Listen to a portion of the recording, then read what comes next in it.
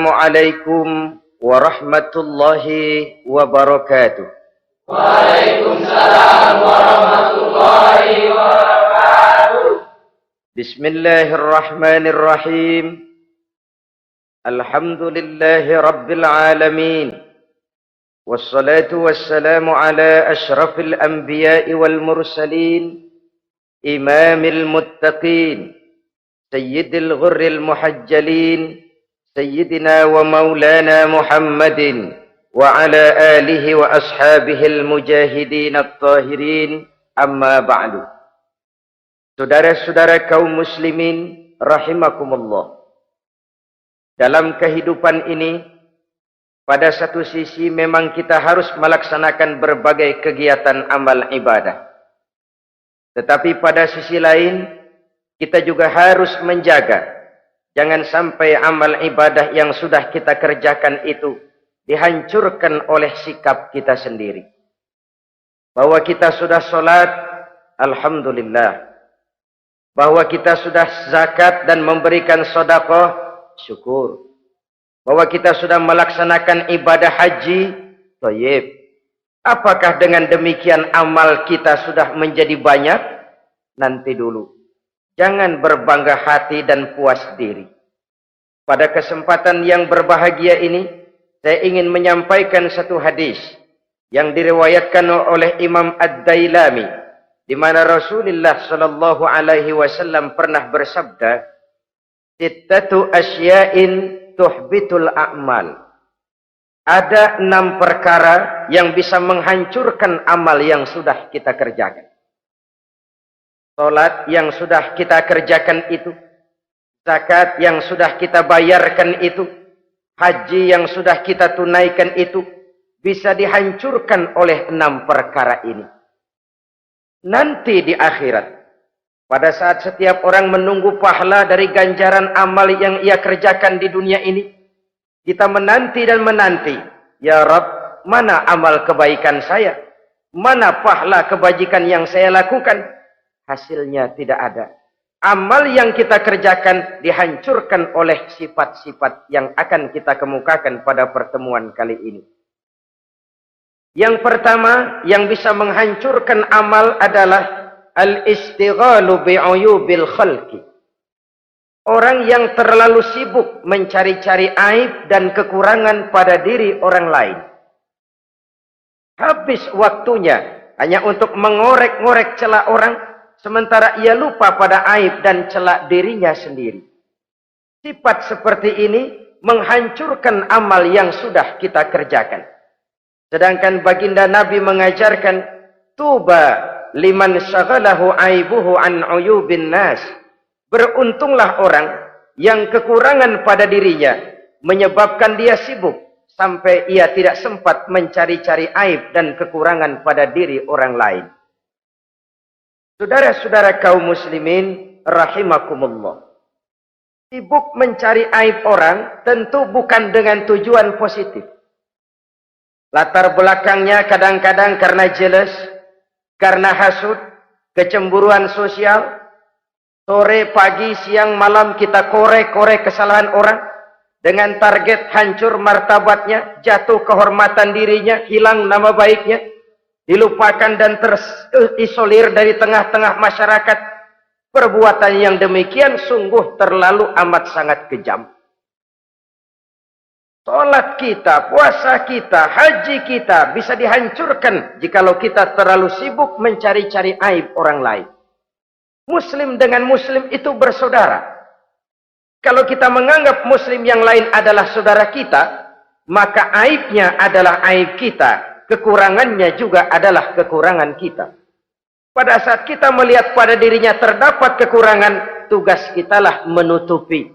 Ini yang dijamin oleh Nabi, man satara musliman satarahullahu fid dunya wal akhirah. Siapa yang menutupi aib dan celah orang-orang beriman, Allah akan menutupi aib dan celaknya di hari akhirat nanti. Zaman sekarang, zaman gosip. Zaman sekarang, zaman isu. Sehingga hal yang 1 meter pun dapat jadi 5 meter. Yang 5 meter dapat saja menjadi 10 meter. Kita sibuk membumbui hal-hal yang kita tidak tahu duduk perkara yang sebenarnya. Bahkan lebih celaka, kadang-kadang kita malah sok tahu. Memberikan vonis dari sudut pandang kita sendiri. Adalah tidak bijaksana jika kita mengukur baju orang lain dengan badan sendiri. Baju orang lain kita ukur pakai badan kita. Tentu saja enggak pas. Begitulah. Terlalu sibuk mencari-cari aib orang lain. Menghancurkan amal ibadah yang sudah kita kerjakan. Na'udzubillah summa na'udzubillah. Kadang-kadang hadir majelis taklim di pengajian. Ngaji setengah jam. Ngomongin orang 2 jam setengah. Tekor, defisit. Belum bergeser dari majelis taklim. Ini kan penyakit rohani. Di mana kedudukan kita antara sesama muslim bagaikan satu tubuh. Kalau yang satu sakit, yang lain ikut merasakan sakit. Yang satu terhina, yang lain ikut merasakan terhina. Jadi pada saat kita melihat aib orang lain, kita ceritakan di mana-mana, kita bongkar di mana-mana, tentu satu hal yang jelas, kita tidak senang kepada orang itu. Kita tidak senang kepada orang itu. Dan kalau sudah tidak senang, maka fungsi persaudaraan bisa berubah menjadi permusuhan. Oleh sebab itu, kalau ada 2 orang berselisih, boleh kita bohong untuk mendamaikan 2 orang tadi. Misalnya si A sama si B berantem nih, jengkel, marah-marahan. Saudara datang ke rumah si A. A, saya dengar kamu lagi marahan sama B. Iya itu si B, kurang ajar. Bangsat, bajingan, tengik. Pokoknya kalau ketemu, awas. Ah, saya kira sih nggak begitu. A, tadi saya ketemu B, dia bilang malah kangen sama sampean. Dia pengen ketemu, ingat masa lalu zaman sebantal berdua, sebatang rokok berdua. Dia kangen pengen ketemu. Padahal si B nggak ngomong apa-apa sama saya. Saya olah sedemikian rupa sampai si A tenang. A tenang, saya datang ke rumah B. B, katanya kamu lagi marahan sama si A. Iya tuh A, kunyuk monyet. Udahlah, pokoknya kalau ketemu dia saya hantam habis. Ah, barusan saya ketemu si A, dia bilang pengen ketemu ente. Pengen ngobrol kayak dulu, mengembalikan keharmonisan yang hilang, mengembalikan kehangatan persaudaraan yang lenyap. Si A tenang, si B adem. Kenapa? Karena bohong saya. Kesana saya ademin, kesini saya ademin. Jenis bohong seperti ini berpahala. Kenapa? Tujuannya mendamaikan orang yang sedang berselisih. Tapi kan orang bermental seperti ini jarang. Yang banyak kan tukang kompor sekarang. Taruh angetin sini, angetin murub deh. Datang sama A, lu marahan sama B. Iya, gue kesel banget sama B. Emang? Wow.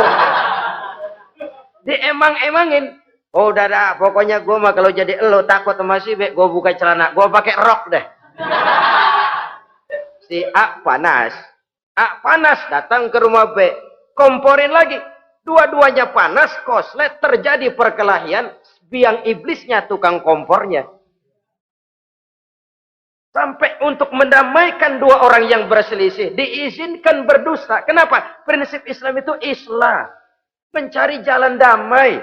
Bukan mengeruhkan suasana. Inilah realitas di tengah-tengah masyarakat. Enakan ngomporin daripada nyiramin.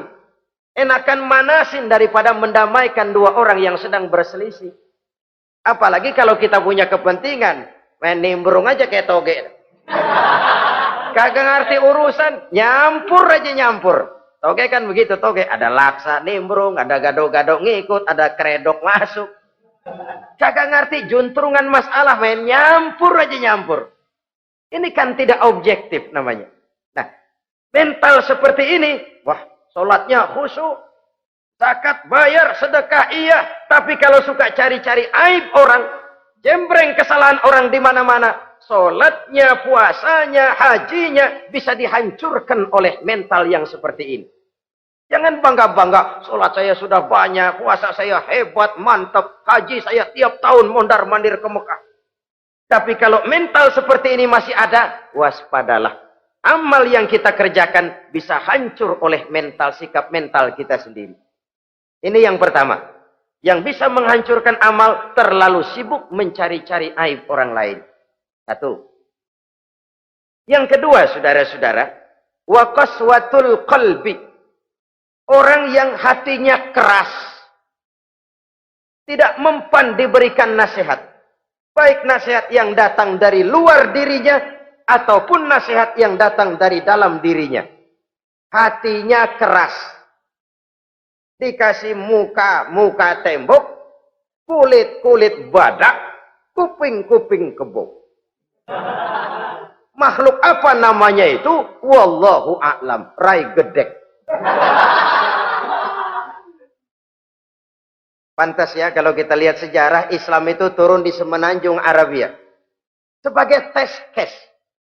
Masyarakat Arab 14 abad yang lalu dikenal keras, kasar, brutal, primitif dari berbagai aspek kehidupan. Standar kalau di tengah masyarakat yang begitu keras Islam berhasil, masyarakat lain lebih mudah masuk. Rasulullah diutus di Cianjur lalu dakwahnya sukses, saya nggak kagum. Paling-paling datang Nabi ke Cianjur disambut dengan ramah. Enggak, Rasul. Ayo nama kumaha Rasul wae, ayo nama itu. Pasti aman, damai, tidak ada cerita perang. Tapi Masya Allah, turun di tengah satu struktur sosial yang keras, kasar, primitif. Menghadapi orang yang hatinya keras seperti ini, apa prinsip kebijaksanaan yang dilaksanakan oleh Rasul dalam menerapkan syariat Islam? Pertama, at-tadrij fit tasyri'. Dalam melaksanakan syariat, prosesnya melalui tahapan. Contoh, jahiliyah dulu itu paling senang sama mabuk. Geng. Pinteler. Oh, jahiliyah itu kalau sudah mabuk nggak cuman minum, mandi pakai arak. Subhanallah. Mandi pakai arak. Menghadapi masyarakat yang seperti ini, apa strategi syariat Islam? Mula-mula ayat yang turun, yas'alunaka 'anil khamri wal maisir qul fihima ismun kabirun wa manafi'un linnas. Mereka bertanya kepadamu hai Muhammad tentang arak. Katakan, arak itu ada manfaatnya tapi juga ada bahayanya. Bahayanya lebih besar daripada manfaatnya. Tidak diharamkan dulu, tidak. Cuman dikasih sen. Teler emang enak. Oh, melayang ke langit. Cuman ada bahayanya. Bahayanya lebih besar daripada manfaatnya. Dikasih gambaran, dikasih sen. Tidak diharamkan mutlak dulu, tidak. Bertahap dikit dulu. Nih. Urusannya begini nih. Ada manfaatnya, tapi ada bahayanya. Bahayanya lebih besar daripada manfaatnya. Jak rasio berpikir. Setelah tahu bahayanya lebih besar, kan dikit-dikit mulain jauh. Mulain ngurangin, jaga jarak. Setelah ada jarak, turun peringatan kedua. La taqrabus salata wa antum sukara. Jangan dekati sholat kalau kamu lagi mabuk. Sholat sehari semalam 5 kali. Berarti 5 kali mereka harus jaga diri. Jangan sampai mabuk. Makin jauh. Setelah jauh sekali, kira-kira tidak goyah, turun vonis. Innamal khamru wal maisir wal ansab wal azlamu rijsun min amali syaitan fajtanibu la'allakum tuflihun. Arak itu najis, kotor, perbuatan setan. Jauhi, pasti kamu akan beruntung. Baru timbul hukum haramnya. Orang udah nggak kaget. Kenapa? Pagi-pagi udah dikasih sen. Bahayanya lebih besar. Kalau sholat jangan, kalau mabuk jangan mendekati sholat. Makin jauh. Ini tahapan. Sama juga kita kan. Begitu jebrol lahirnya cuman susu ibu. Gedean dikit sang Ambon. Kan gitu. Gedean dikit pisang ulek. Gedean dikit nasi. Udah gede bener jengkol jejelin. Proses. Coba bayi begitu lahir kasih pisang batu, tenggeng. Gak kuat. menerima, belum waktunya. Ini proses yang dilaksanakan oleh strategi syariat Islam untuk mengobati penyakit qaswatul qalbi ini. Keras hati. Syariatnya bertahap. Tidak drastis. Tidak kalau sudah begitu ya mesti begitu. Tidak. Konsep kedua, taklilut takalif, menyedikitkan beban. Coba kita lihat, seluruh konsep agama, kalau kemampuan melaksanakan perintah berkurang, stressing perintahnya ikut turun. Angkat tuh beras 100 kilo. Nggak kuat pak, 30 kilo dulu deh. Ntar balik lagi, lama-lama juga habis. Ini konsep untuk mengobati qaswatul qalbi. Bertahap. Semua perintah agama itu begitu. La yukallifullahu nafsan illa wus'aha. Allah tidak memberikan beban kecuali sesuai dengan kemampuan yang dimiliki oleh seseorang. Kalau kemampuan melaksanakan perintah berkurang, stres perintahnya juga ikut menurun. Salat wajib diri. Kalau mampu. Gak bisa pak salat berdiri. Salat dengan berbaring. Kalau mampu. Berbaring gak bisa pak. Pinggang kurap. Salat pakai isyarat. Kalau mampu pakai isyarat tidak bisa. Dalam hati setiap kemampuan melaksanakan perintah berkurang, stres perintahnya juga menurun. Taklilut takalif ini juga salah satu strategi mengantisipasi kerasnya hati. Nah, konsep yang ketiga dari syariat, al-musawat bainan nas fi takalifil ahkam. Persamaan terhadap manusia di dalam berhadapan dengan hukum Allah. Kadang orang yang hatinya keras itu, logikanya jalan, ngukur suasana. Gimana sih lu? Menggerib kagak mau ke masjid? No, yang Pak Haji masih di perapatan. Yang Pak Haji disebut. Itu kan cenderung orang begitu. Kalau dia nyolong ayam, dia tunjuk orang yang nyolong kambing. Ini apologi namanya. Kenapa lo nyolong ayam? No, yang maling kambing urusin, gedean. Apologi. Lah kapan mau beres kalau begitu? Tidak introspeksi, tidak self correction. Itu apologi. Untuk menutupi kelemahan diri, menunjuk kesalahan orang lain yang lebih besar. Itu kan nggak jantan namanya. Apologi. Tidak ada sifat untuk memperbaiki diri sendiri. Karena kecenderungan ini ada, Islam menutupi itu. Dengan apa? Semua manusia sama dalam berhadapan dengan hukum Allah. Gak ada iri hati dalam hukum Islam ini. Salat wajib. Wajib. Bagi siapa? Yang sudah balik dan mampu.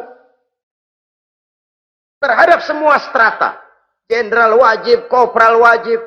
Apalagi hansip.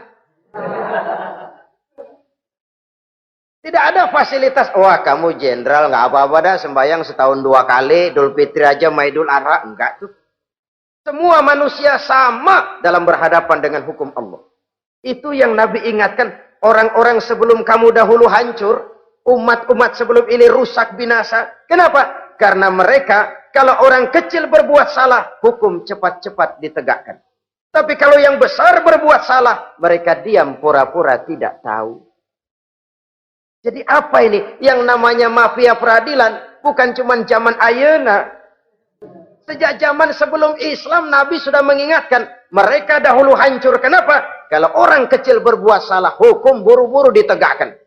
Rame-rame dikeroyokin. Giliran yang gede berbuat salah, diam pura-pura enggak tahu. Hukum pakai pandang bulu. Saudara-saudara kaum muslimin rahimakumullah.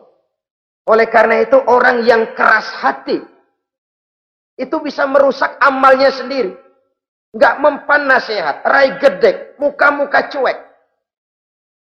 Baik nasihat yang dari luar maupun nasihat yang dari dalam enggak mempan.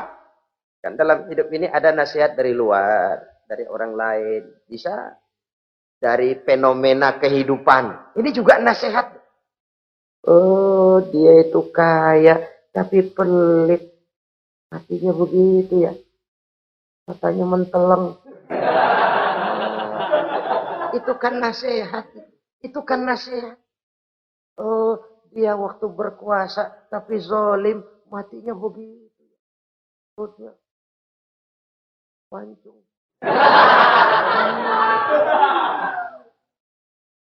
Fenomena kehidupan yang kita lihat, yang kita dengar, yang kita saksikan, itu semuanya bisa nasihat. Unzuru kaifa kana akibatul mukadzibin. Lihat kehidupan ini. Dunia ini kan sebuah sekolahan besar. Semua yang kita lihat, kita saksikan, kita pelajari, bisa jadi contoh buat kita. Orang yang bijak, yang bisa mengambil hikmah dari manapun datangnya. Baik dari yang baik maupun yang dari yang tidak baik.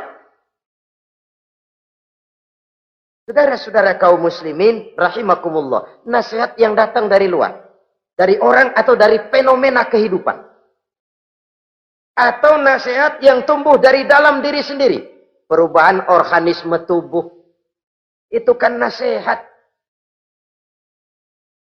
Ya Allah, sekarang cantik jelita. Iya, sedang sweet 17-an. Rambutnya hitam, ikal berderai. Iya, semua memuja, memuji. Alisnya katanya laksana semut beriring. Dagunya bak pauh dilayang. Kalau dia senyum, semua orang terpesona. Sekarang 50 tahun yang akan datang, coba senyum, kabur orang. Fenomena kehidupan. Apa yang tidak berakhir? Kenapa harus keras hati? Kita kata kita berkuasa, berapa hari kita punya jabatan? Kita kata kita kaya, berapa banyak harta kita? Kita kata kita alim, kita tahu. Apa yang kita tahu dari semesta jagat raya ini? Lalu apa yang tidak berakhir? Korun yang katanya kaya, mati itu. Fir'aun yang katanya gagah, mati. Napoleon Bonaparte, the Lion of Europe, singa daratan Eropa, mati. Saking matinya, mati.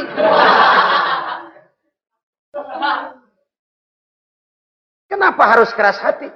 Kenapa tidak melihat perubahan fenomena alam sekitar ini? Apa yang tidak berakhir? Apa yang tidak selesai? Lalu apa yang mau kita sombongkan? Kenapa kita harus keras hati? Sehingga pantas dalam hadis kursi Allah menyatakan al-kibriya'u libasi. Sombong itu pakaianku. Manusia enggak pantas pakai pakaianku, kegedean. Pakaian Allah mau dipakai. Kalau Allah sombong, udah pantas aja udah. Kenapa? Kagak ada Tuhan lain selain dia. Udah pantas dia nyombong. Kita nyombong apaan? Oleh sebab itu, beruntung orang kalau diberikan hati yang lembut, mudah menerima kebenaran, peka terhadap kesulitan orang lain, ringan tangan memberikan pertolongan buat mereka yang memang memerlukan. Dan enggak semua orang dikasih begitu. Enggak semua orang. Lain ya, Umar bin Khattab sikapnya keras, tapi hatinya gampang menerima kebenaran. Nah, lain loh orang kayak begini. Keras sikap boleh keras, tapi hati mudah menerima kebenaran. Wah, kalau Umar kerasnya kan luar biasa. Tapi hatinya kok gampang menerima kebenaran. Ini hidayah. Coba lihat waktu berita Rasulullah meninggal dunia. Sampaikan oleh para sahabat, Umar jengkel. Cabut pedang. Siapa bilang Muhammad mati, saya tabas batang lehernya. Dia nggak siap menghadapi kenyataan. Emosinya yang jalan, bukan rasionya. Keras. Bilang deh, Muhammad meninggal. Saya tabas batang lehernya. Untung ada Sayyidina Abu Bakar. Beliau tidak bicara langsung, cuma pidato. Ayyuhan nas, man kana ya'budu Muhammadan fa inna Muhammadan qad mata. Wa man kana ya'budu Allah fa inna Allah hayyun la yamut. Hai manusia, siapa yang menyembah Muhammad, Muhammad sudah meninggal. Tapi siapa yang menyembah Allah, Allah maha hidup dan tidak akan pernah mati buat selama-lamanya. Sayyidina Umar tersentak. Subhanallah, saya salah. Bagaimanapun Muhammad hanya seorang manusia. Saya cinta dia, saya suka dia, nyawa saya pertaruhkan untuk dia. Tapi dia manusia dan saya tidak menyembah Muhammad. Ia sadar akan kekeliruannya, berlinang air matanya. Keras sikapnya, tapi lembut hatinya. Nah, yang kayak begini, bagus. Ini udah sikap keras, hati keras, yaitu tadi. Muka tembok, kulit buadak, kuping kebo. Diapain aja udah nggak mempan aja udah. Susah yang kayak begini. Saudara-saudara, ma'asyiral muslimin rahimakumullah. Jadi yang kedua yang bisa menghancurkan amal kita, orang yang hatinya keras. Wah. Yang ketiga sekarang, yang bisa menghancurkan amal kita itu wa hubbud dunya. Orang yang terlalu cinta kepada dunia. Nih, pakai kalimat terlalu ya. Kalau sekadar cinta kepada dunia, why not? Kita cinta anak dan istri, wajar. Kita cinta harta benda, tentu. Kita cinta sanak famili dan seluruh handai tolan, memang. Kita juga cinta kepada bangsa dan tanah air, itu bagian dari iman, persilahkan. Yang tidak boleh itu kalau sudah pakai kalimat terlalu. Terlalu. Sebab kalau sudah terlalu, itu sudah di luar kontrol. Orang lalu menghalalkan segala cara. Terlalu cinta kepada jabatan. Akhirnya bergeser. Sholat menghadap Allah. Dengar mau pindah jabatan ke tempat kering. Gerasak gerusuk nyari dukun. Ini kan namanya iya kana budu wa dukun nasta'in. Nggak bisa wong itu satu paket. Kalau iya kana budu wa iya kana nasta'in. Kalau hanya kepadamu ya Allah kami menyembah, hanya kepadamu kami minta tolong. Ini paket, jangan dipisah-pisah. Menyembahnya kepada Allah, minta tolongnya kepada yang lain. Sinkret, bercampur. Iya, kalau es campur enak. Tapi kalau agama dicampur dengan yang lain, nggak enak rasanya. Sama juga begini, ada gelas ya. Kalau sepenuhnya diisi bensin, itu ketahuan, bisa diminum motor. Kalau sepenuhnya diisi air putih, jelas bisa diminum orang. Tapi begitu separuh diisi bensin, separuh diisi air putih, kacau dah. Motor minum, mogok. Orang minum, mabok. Dijual juga nggak laku. Kenapa? Sinkret. Maka Allah pesan, wala talbisul haqqa bil batil. Jangan kau campur aduk yang hak dengan yang batil. Saudara-saudara kaum muslimin rahimakumullah. Begitulah terlalu cinta kepada dunia sering menyebabkan orang out of control. Bergeser dari garis yang telah ditentukan oleh Allah. Apalagi di zaman sekarang ini. Persaingan hidup makin tajam. Tensi ekonomi semakin tinggi. Gaya hidup semakin konsumtif. Sementara lapangan kerja semakin sulit.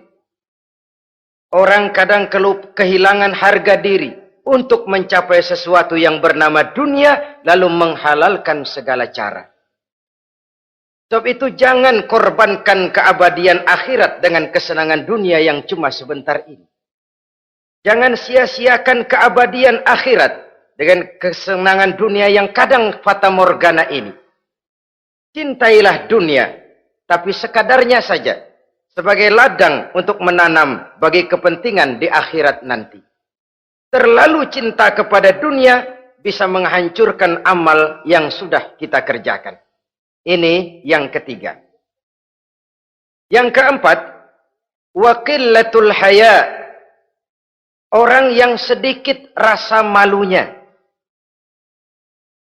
Rasa malu merupakan bagian daripada nilai-nilai keimanan.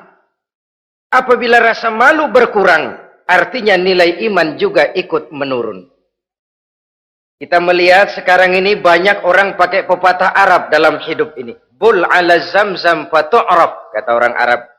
Kalau kepengen terkenal, kencingi sumur Zamzam. Itu bakal ngetop ke seluruh dunia. Sumur Zamzam dikencingin. Itu akan terkenal ke seluruh dunia. Terkenal apanya? Terkenal gilanya. Jadi apa maksud pepatah ini? Kalau pengen cepat terkenal, bikin yang aneh-aneh. Yang orang lain nggak kerjain, kerjain. Yang orang lain nggak pakai, pakai. Nanti kan aneh, dilihat orang. Kalau dilihat orang kan cepat ngetop. Pantas apa tidak nomor 18. Yang penting terkenal aja dulu dah. Artinya apa? Rasa malu dikuburin. Rasa malu disingkirin. Kalau sudah sedikit rasa malu, tidak terhalang melakukan perbuatan-perbuatan yang negatif. Satu contoh. Tujuan utama diperintahkan berpakaian, itu kan menutup aurat. Tapi Rasul pernah mengatakan, satu saat nanti akan muncul perempuan, nisa'un, kasiyat, ariyat, ma'ilat, mumilat, ru'usuhunna ka'asnimatil bukhtil ma'ilat.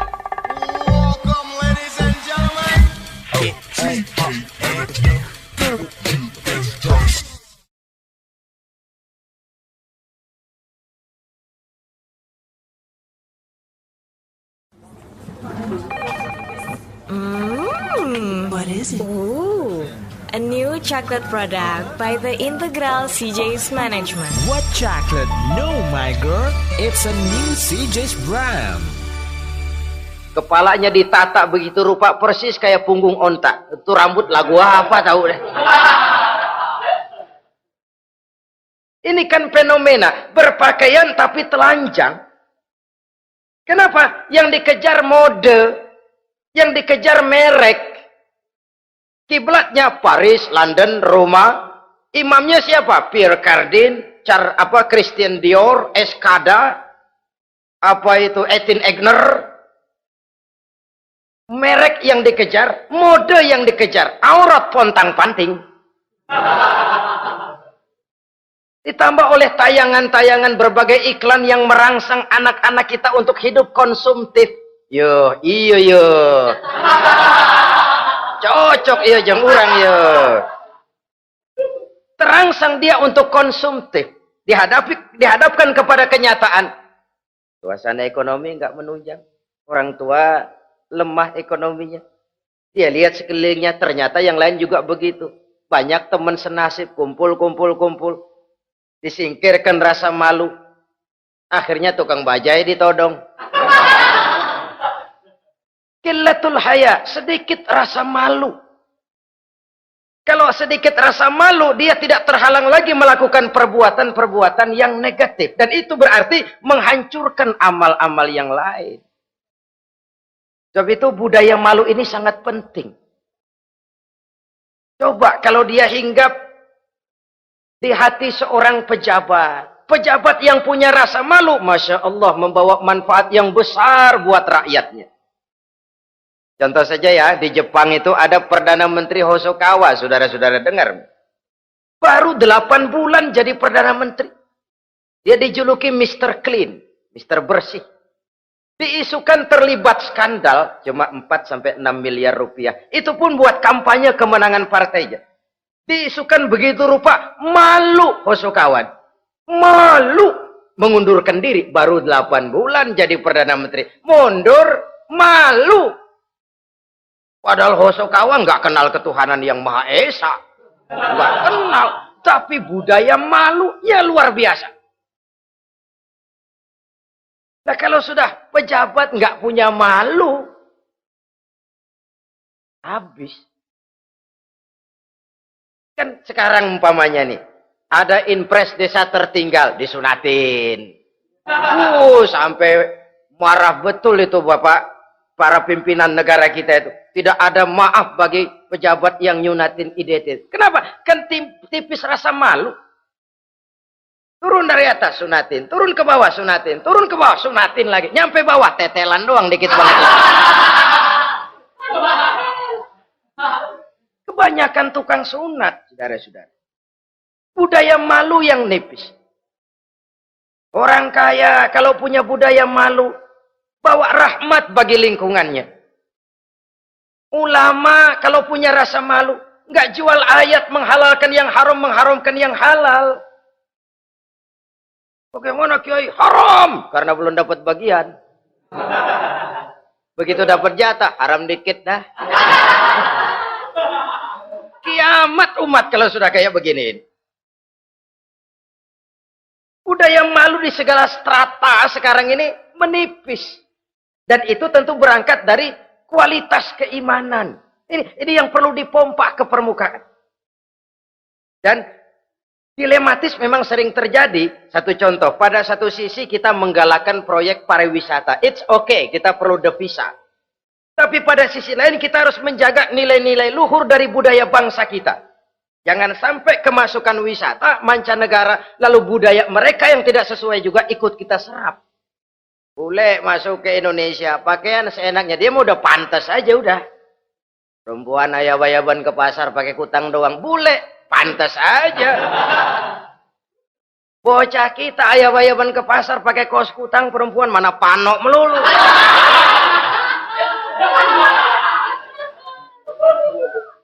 Menipisnya budaya malu. Ada standar.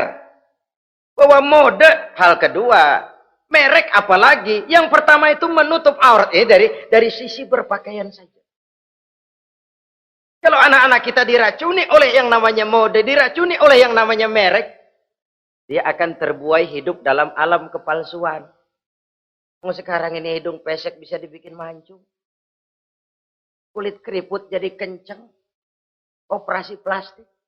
Pada sisi lain pengaruh duit juga luar biasa. Ya aki-aki keriput kalau habis gusuran kenceng lagi. Pasaran keras lagi.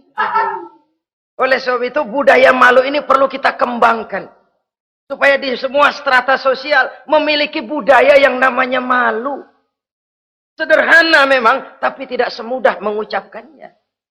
Sampai-sampai dijadikan taruhan, al-haya'u minal iman. Rasa malu itu bagian daripada iman. Dan malu yang tertinggi, kalau sudah punya malu kepada Allah, itu puncak. Puncaknya di situ. Kalau cuma malu sama mertua, ngaling aja dikit, dia kagak tahu deh. Kalau cuma malu kepada petugas keamanan, terlalu banyak tempat yang mereka nggak lihat. Tapi kalau sudah budaya malu kepada Allah, tidak sejengkal tanah pun terhalang dari pengetahuan Allah. Ini nantinya juga punya pengaruh sosial. Sosial kontrol sekarang juga sudah renggang. Dulu kalau ada hal yang dianggap aib, satu kampung tahu. Malunya selebar awak. Sekarang budaya hidup sudah individualis. Tetangga mau apa kayak cuek aja udah. Akhirnya orang anteng lah, nggak apa-apa ini, dah tenang aja dah, besok begitu aja lagi. Sosial kontrol juga sudah agak renggang sekarang ini. Kalau dulu orang punya rasa sosial kontrol yang begitu dekat. Oleh sebab itu, budaya malu merupakan bagian daripada iman. Orang yang sedikit rasa malunya bisa lepas kontrol. Kalau dia sudah lepas kontrol, dia bisa melakukan hal-hal yang merusak amal perbuatannya sendiri. Oleh karena itu, pada pertemuan kali ini, saya juga mengajak, mari kita tumbuh kembangkan budaya malu ini. Saudara-saudara kaum muslimin, rahimakumullah. Yang kelima, yang bisa menghancurkan amal kita, watulul amal. Orang yang terlalu panjang angan-angannya. Hidup dalam bayangan. Kakinya tercabut dari alam realitas. Mengharap burung terbang tinggi, tapi punai di tangan cepat-cepat dilepas. Akhirnya burung di tangan terlepas, punai juga tidak datang. Terlalu panjang angan-angan. Hidup cuma nunggu keajaiban. Yang diwiridin jikalau. Orang sudah kemana-mana dia masih anteng. Jikalau andai kata umpama misalnya.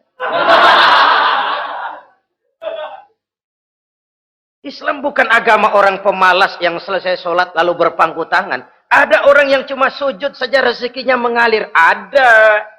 Ada orang yang cuma munajat di keheningan malam. Rezekinya mengucur. Ada. Tapi kan bukan kelas kita. Itu kelas antara dia dengan Allah, tidak ada jarak lagi. Orang-orang yang batinnya bersih. Doanya didengar. Permohonannya dikabulkan. Permintaannya cash.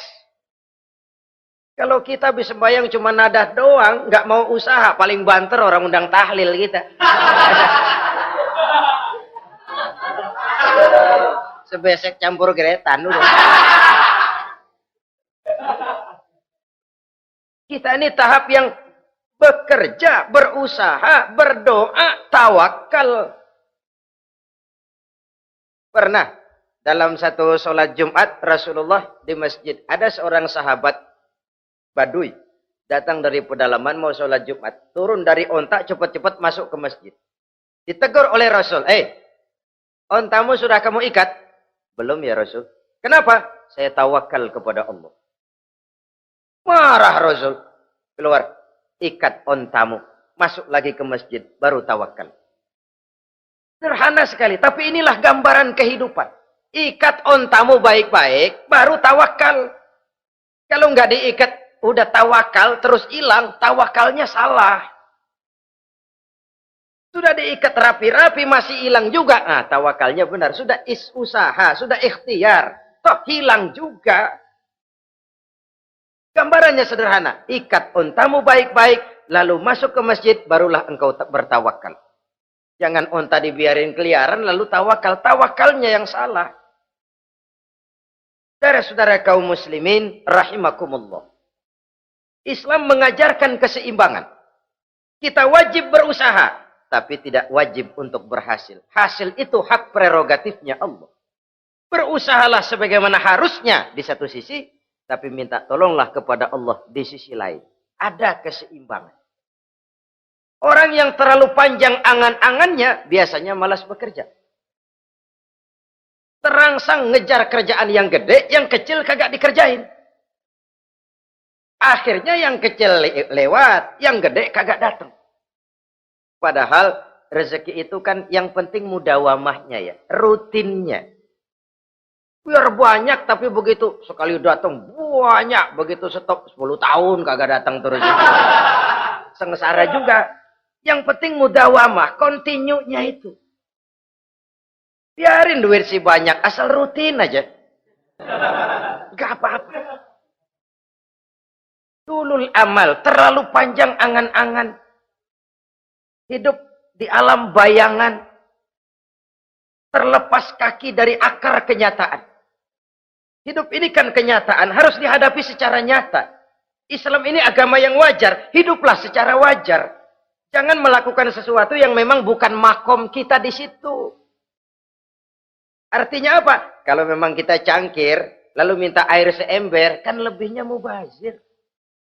Cangkir, minta air diisiin seember. Buat apa lebihnya? Bukan makom kita.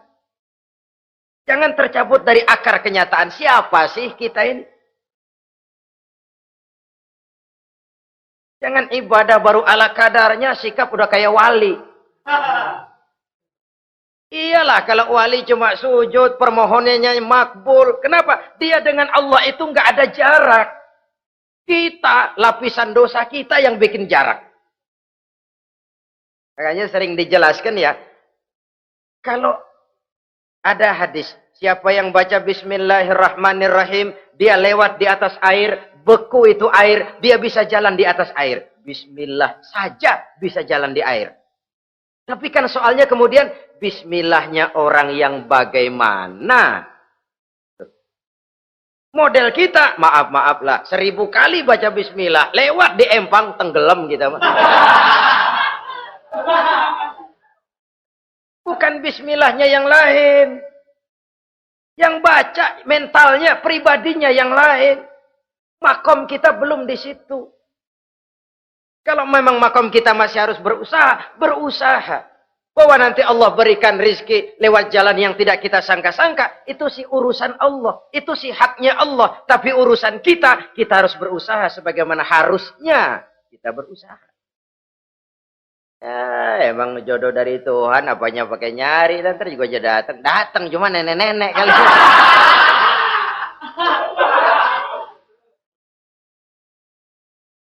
Bekerja, berusaha. Jangan terlalu panjang angan-angan. Hiduplah secara nyata, apa adanya, yang wajar-wajar saja.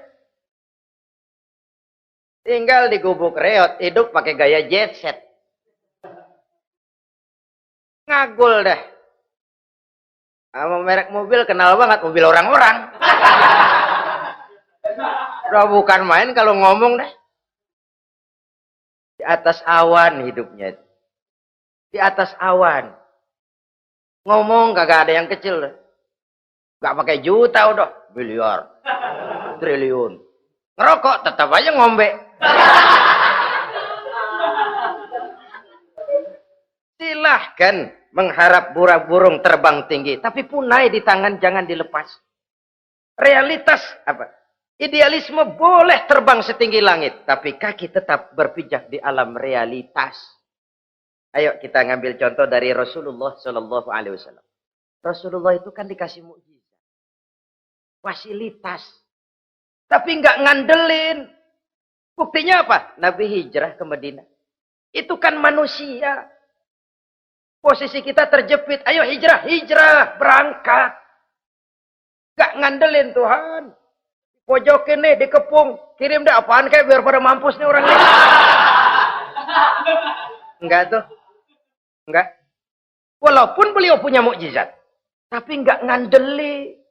Kenapa kita enggak lihat itu? Perang Uhud kalah. Kalah. Berlumur darah dari kakinya yang mulia itu. Kalau ngandelin mukjizat, apa pantas Nabi kakinya sampai berdarah? Apa pantas sampai kalah? Kenapa enggak rekes, simsalabim, hancur musuh? Tidak, beliau tidak tercabut dari akar kenyataan. Beliau manusia, hidup dan berjuang secara manusiawi. Perkara Allah mau kirimkan mukjizat, itu haknya Allah. Waktu di Taif, saudara masih ingat. Dilontari dengan batu, menghindar ke kebun anggur. Turun malaikat Jibril, Muhammad, innallaha amaroni an uti'ak. Allah perintahkan saya datang menemuimu di sini untuk mendengar komandomu. Sekarang apa mau kamu? Kalau mau kau orang Taif yang melontari kau dengan batu hancur, saat ini saya angkat Jabal Uhud. Saya timpakan mereka biar mati semua. Bagaimana? Dalam keadaan terpojok, dilemparin batu, dikeroyokin, menghindar ke kebun anggur, turun Jibril nawarin bantuan. Apa jawab Nabi? Jangan Jibril. Jangan. Saya diutus bukan buat ngancurin orang. Saya ini rahmah bagi alam. Tapi kamu disambitin. Biarin. Saya berjuang jangka panjang Jibril. Kalau sekarang mereka ingkar. Barangkali nanti anak-anaknya mau beriman. Saya tungguin anak. Kalau anaknya kafir lagi Muhammad. Cucunya. Oh, susah Muhammad, susah. Kenapa? Bagaimana bapak, begitu anak. Enggak begitu. Lalu mau kamu apa? Saya mendoakan mereka. Allahumma hdi qaumi fa innahum la ya'lamun. Ya Allah, berikan hidayah kepada mereka yang nyambitin saya. Karena mereka enggak tahu. Disambitin, berdarah, yang nyambitin didoakan. Pada satu sisi ini menunjukkan tingginya akhlak Nabi. Pada sisi lain ini menunjukkan Nabi juga mengatur strategi secara manusia. Tidak simsalabim. Tidak tercabut dari akar kenyataan. Padahal kita kalau lagi kepepet, ada yang nolongin, kan demen banget. Kali mah kalau kita yang jadi nabi tuh, disambitin orang, turun Jibril, bagaimana hancurin? Sikat Jibril dah. Habisin aja, habisin. Hijrah ini usaha ikhtiar manusiawi. Perang kalah manusiawi. Putra tercinta wafat, berlinang air mata, manusiawi. Sakit, manusiawi. Padahal punya mukjizat. Tapi nggak ngandelin. Semua nabi juga gitu. Nabi Musa dikasih tongkat. Tapi berapa kali tuh tongkat dipakai? Waktu ngelawan tukang sihir. Waktu nyebrang di Lautan Merah. Itu aja. Selebihnya Nabi Musa berjuang secara manusia, berusaha. Gak mentang-mentang punya mukjizat tongkat, tiap dapat kesulitan, awas tongkat.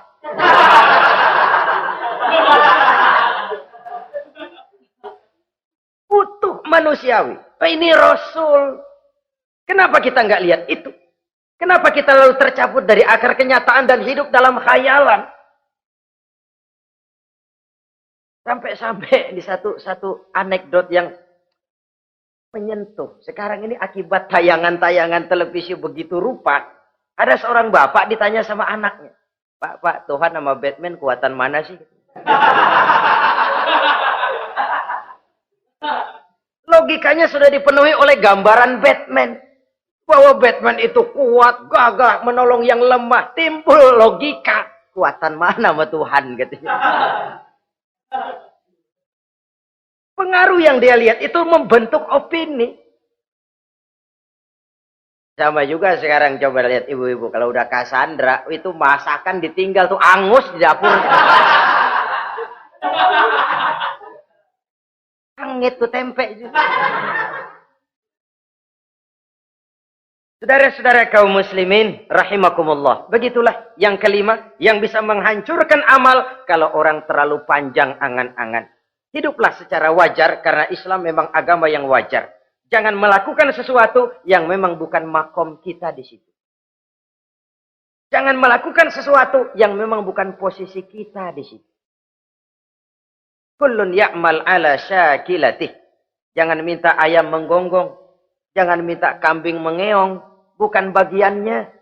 Bukan bidangnya. Sama juga orang ngomong, apaan mubalik kerjanya ngomong doang. Sekarang kan zaman pembangunan. Mana ada mubalik ngurus irigasi. Nah, kalau mubalik ngurus irigasi, apa lurah mau ngajar fikih? Jangan tercabut dari akar kenyataan. Toh, prinsip modern saja mengajarkan the right man on the right job. The right man on the right place. Orang harus ditempatkan sesuai dengan bidangnya. Jangan tercabut dari akar kenyataan. Inilah kita. Dan inilah yang harus kita lakukan. Hidup ini kenyataan. Hadapilah secara nyata. Perkara Allah mau membuat yang lain. Itu hak prerogatif Allah. Bukan urusan kita. Yang terakhir saudara, yang keenam yang bisa menghancurkan amal kita, wa zalimun la yantahi. Perbuatan zalim yang tidak sanggup dihentikan. Zalim kepada Allah, zalim kepada makhluk, atau zalim kepada diri sendiri. Ada orang zalim kepada Allah. Begini banyak nikmat yang diberikan Allah, nggak sanggup dah kita ngitungnya. Dari bangun tidur sampai tidur lagi nikmat nggak pernah berhenti itu. Bahkan kita tidur sendiri. Sadar nggak kita waktu tidur nggak berdaya? Coba ketika kita ngorok pulas, andai kata kecoa 16 masuk ke kuping kita. Siapa yang mau jagain? Siapa yang mau jagain? Nikmat. Belum pernah nikmat Allah berhenti. Begini banyak nikmat yang diberikan. Dan Allah cuma minta satu, syukuri nikmat itu. Kalau kamu syukuri, aku tambah. Kalau kamu ingkar, asal tahu saja azabku itu pedih, kata Allah. Orang yang zalim kepada Allah, orang yang tiap hari memakan nikmat Allah, tapi enggak pernah mensyukurinya. Akaltum ni'mata rabbikum walam tashkurulah. Kamu makan nikmat Tuhanmu, tapi enggak pernah kamu bersyukur kepadanya. Itu zalim kepada Allah. Pak, dalam hidup ini kan kita dikasih waktu 24 jam sehari semalam. Sehari semalam, 24 jam. 24 jam itu Allah kan nggak minta semua. 5 waktu saja kau lapor kepadaku. Sholat. Sholat kalau bagus, 10 menit kan. Aroda tuh sholat bagus. Kilat, 5 menit dah. Kilat khusus 2 menit. Cepet dia nggak pakai perangko. Taruhlah yang menengah kita ambil 5 menit. Kalau 5 waktu, 5 kali 25, 5 kali 5 berarti 25 menit untuk lapor. Hai manusia, aku kasih kau hidup 24 jam. 25 menit kau lapor. Banyak yang berat. Padahal sisanya masih 23 jam 35 menit. Buah gambaran ini. Zalim kepada Allah. Padahal zalim kepada Allah yang rugi bukan Allah. Se-ASEAN tidak ada yang sujud. Apa Allah tekor? Apa Allah lalu berhenti jadi Tuhan? Apa Allah lalu jadi lemah? Tidak. Zalim kepada Allah artinya juga zalim kepada diri sendiri. Lalu zalim kepada sesama makhluk. Kadang tidak kita sengaja. Karena itu dalam Islam tidak ada kebebasan mandiri. Ya contohnya ya, kita beli radio. Kita setel di rumah kita sekeras-kerasnya. Terus dalam hati nih, radio gue. Beli gue, pakai duit gue. Gue setel di rumah gue. Sekeras-kerasnya, urusan apa sama orang? Kata kita. Tetangga kita kan boleh juga ngomong begitu. mata gue. Yang ngantuk gue. Gue tidur di kamar gue. Ngapa suara radio lu masuk kemari? Ini kebebasan saya nyetel radio dibatasi oleh kebebasan tetangga saya yang mau tidur. Kalau saya perturutkan nafsu saya sudah zalim kepada dia. Zalim kepada orang lain. Dan yang banyak tidak kita sadari, zalim kepada diri sendiri. Membiarkan diri hanyut dalam munkarat dan tanpa ada usaha untuk menghentikannya. Tidak ada orang yang bisa mencelakakan diri kita terus-menerus kalau bukan diri kita sendiri. Tidak ada yang bisa menyelamatkan diri kita kalau bukan kemauan kita yang tinggi untuk menyelamatkannya. Allah sudah ciptakan kita dalam bentuk yang paling mulia. Fi ahsani taqwim. Dari sekian banyak makhluk yang diciptakan Allah, tidak ada yang sekomplit, seindah, secantik manusia. Ini harus dijaga. Jangan posisi yang sudah tinggi ini kita rendahkan sendiri. Fi ahsani taqwim posisi kita. Tapi kita rendahkan. Kita kembali asfala safilin. Posisi yang paling rendah. Kita zalimi diri kita sendiri. Karena itu, zalim kepada Allah, zalim kepada orang lain, zalim kepada diri sendiri, akarnya sama, mendatangkan kerugian. Dan bisa merusak amal yang sudah kita kerjakan. Oleh karena itu, mari sama-sama kita berusaha. Pada satu sisi kita melaksanakan amal ibadah sebagaimana yang seharusnya, tapi pada sisi lain kita menjaga nilai-nilai ibadah. Jangan sampai hancur oleh perbuatan kita sendiri. Sekianlah jumpa kita kali ini. Insya Allah kita lanjutkan di lain kesempatan. Terima kasih atas segala perhatian. Mohon maaf atas segala kekurangan. Usikum wa nafsi bitaqwallah. Wassalamualaikum warahmatullahi wabarakatuh.